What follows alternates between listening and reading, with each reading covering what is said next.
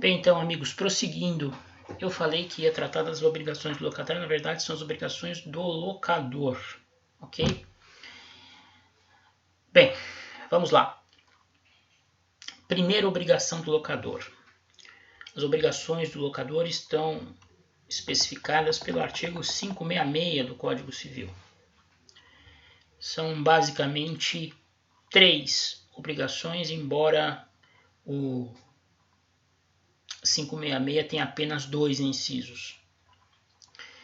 Primeira obrigação: entregar ao locatário a coisa alugada com suas pertenças em estado de servir ao uso a que se destina. É obrigação do locador entregar a coisa objeto da locação, juntamente com as suas pertenças, que são os seus acessórios, né?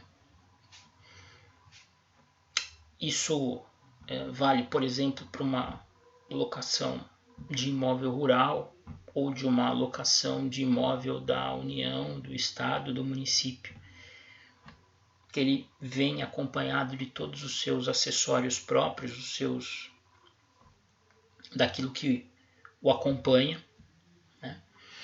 Em estado de servir ao uso a que se destina.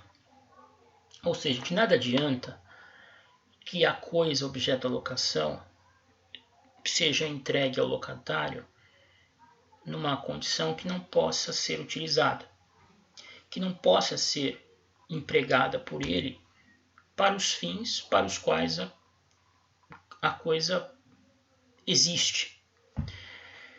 Então, se for um veículo, o veículo deve estar em condições de rodar, né?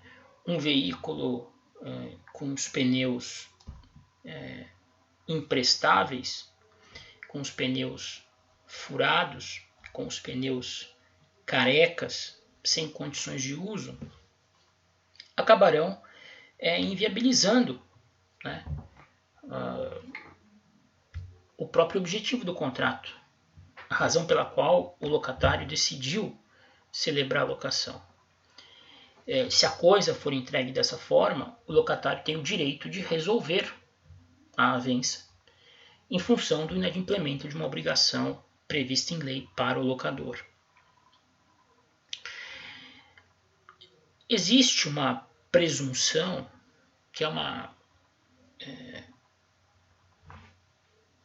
que é extraída pela doutrina e pela jurisprudência, que se não houver reclamação da parte do locatário no momento do recebimento da coisa,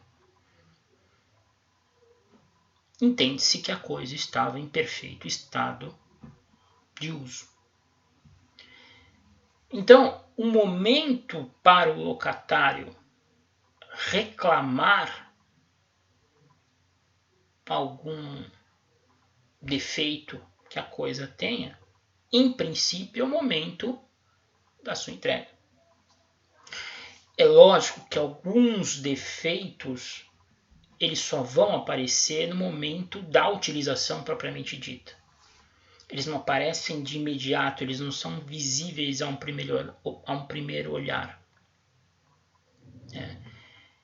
Quando o defeito só puder ser detectado com o uso, com o primeiro uso, naquele momento em que o locatário realmente vai utilizar a coisa que lhe foi cedida em locação, se esse defeito prejudicar, inviabilizar o próprio uso do bem, o locatário está autorizado a resolver o contrato e restituir a coisa ao locador, sem que o locador possa lhe cobrar qualquer coisa pelo curto período em que esteve com o bem.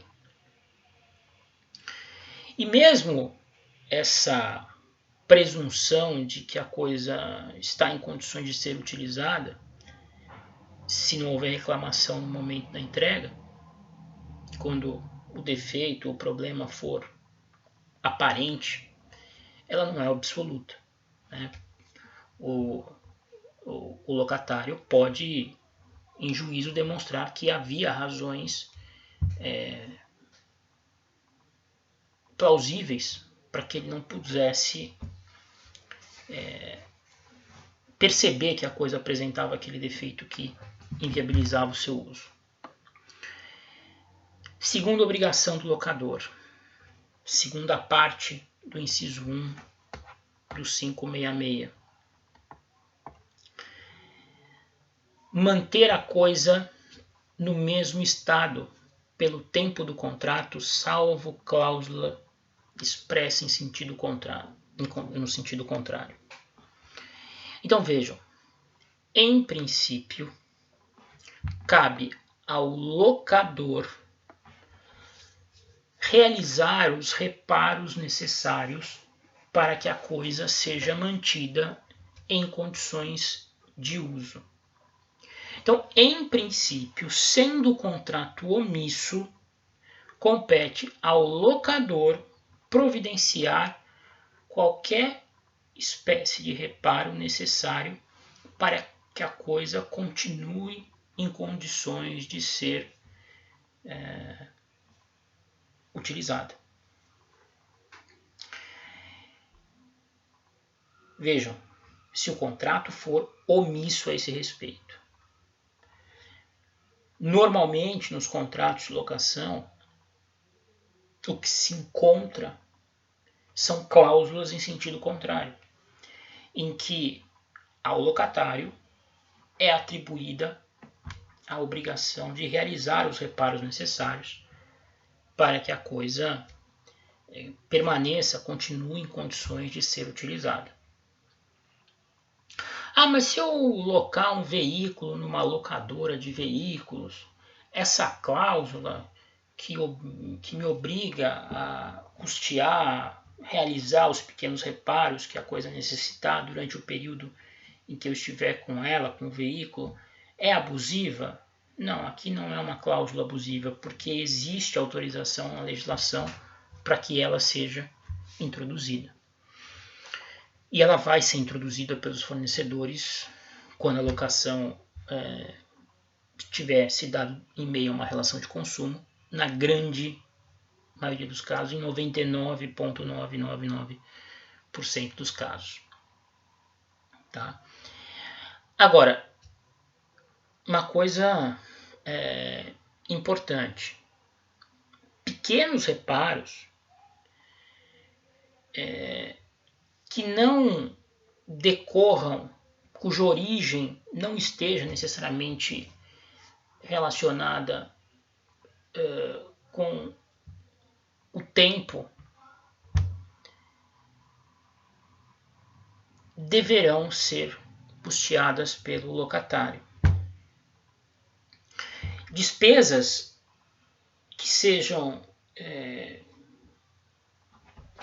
decorrentes da própria utilização da coisa, se forem necessárias, terão que ser arcadas pelo locatário. Por exemplo, o locatário usa o veículo e numa estrada qualquer o pneu fura. O reparo, nesse caso, cabe ao próprio locatário, porque a despesa advém da própria utilização da coisa, que é o objetivo que o locatário procura ao celebrar um contrato de locação. Agora, se porventura se trata de um desgaste da coisa que tem a ver com o tempo que ela tem de existência, ainda que ele tenha aparecido nas mãos do locatário em razão da utilização da coisa pelo locatário, trata-se de um reparo que terá que ser, em regra, custeado pelo locador. Porque só aconteceu nas mãos do locatário porque a coisa já tem muito tempo. ela já é utilizada há muito tempo pelo próprio locador ou por outras pessoas que tenham se servido daquele bem. Tá certo? Então, desgastes provenientes da utilização da coisa no decorrer do tempo, meses, anos, enfim, em princípio, incumbem ao locador por força do disposto na parte final do artigo 566, inciso 1. Ao locatário, entretanto, esses custos poderão ser repassados, caso exista cláusula expressa nesse sentido inserida no contrato. É bom que fique claro. Outra coisa importante relacionada a essa segunda obrigação do locador. Artigo 567 do Código Civil. Se durante a locação se deteriorar a coisa alugada sem culpa do locatário, a este caberá pedir redução proporcional do aluguel ou resolver o contrato, caso já não sirva a coisa para o fim a que se destinava. Então, transportando esse artigo 567 para uma locação de veículos, se porventura, durante o período de cessão da coisa, durante o período da locação, vamos imaginar o carro foi locado por 30 dias. Lá pelo 12º dia de utilização, o carro vem apresentar um problema de motor. O motor do carro funde. Seria necessário encostar esse veículo numa concessionária, numa oficina, para que ele fosse consertado. Só que o conserto nesses casos irá demorar, 5 dias, 7 dias. E durante esses 5, 7 dias o locatário não vai poder utilizar a coisa. Nesse caso, o artigo 567 confere ao locatário duas possibilidades. Ou ele pede a redução proporcional do aluguel ajustado em função de não poder utilizar a coisa naquele período em que ela vai ficar encostada para ser reparada, ou ele pode pura e simplesmente resolver o contrato, pagando evidentemente o proporcional àquilo que ele tiver utilizado da coisa no período. Então, se o aluguel era de 30 dias, ele só conseguiu usar a coisa durante 10 dias, ele vai pagar o equivalente a 10 dias. A 1/3 do preço cheio, por exemplo, se for um preço cheio, se não for por diária. Então, temos que também conjugar essa parte final do 566, inciso 1, com o 567. Vou deixar para o último vídeo comentário sobre a última obrigação do locador e as obrigações do locatário. E aí nós encerramos a aula de hoje.